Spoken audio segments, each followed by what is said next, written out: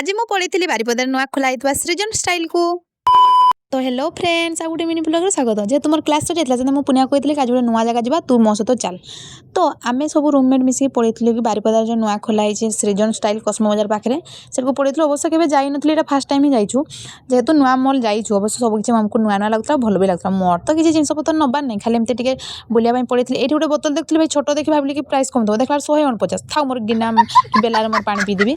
तापर ये गोटे बेगटा देते एमती लगुला जमी मोर मार्केटिंग करते आसचे भाई मॉल सारा एत सारा ड्रेस माने पड़ी मत कि छोट छुआ मान ड्रेस पाखे ही मोर नजरटा माने उठुनी। विश्वास करबनी माने से बड़ छुआ मान ड्रेस मत जी पसंद आता छोट छुआ मान ड्रेस एत पसंद लगुला एमती लगुला मुझे छोट था नहीं जाती।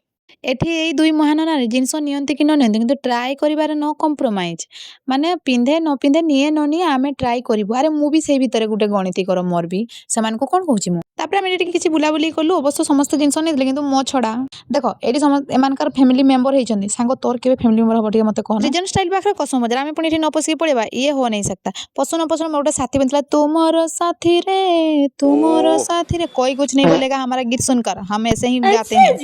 तो तापर मिरर आगे फ्लेक्स देखलो जेतु मॉल रो मिरर आमे एठी फ्लेक्स देखै पारिबो हमरो निजस्व अधिकार अछि। तापर आमे टिके बुलाबुली करबो पळे आसलो माने मेला अवश्य रथ मेला उठी सारी माने गोटे दुटा दुकान अछि। एमतरे आमे जो लक्ष्मी बस जाइतलु से लक्ष्मी बस रे हमर फेरबा थिला आ बस जेतु टाइम ही नथला से आमे टिके बुली देथिलु। तापर आमे पी देथिलु टिके माजा जेतु गरीबी से 10 टका माजा ही पीवा को पड़ितला।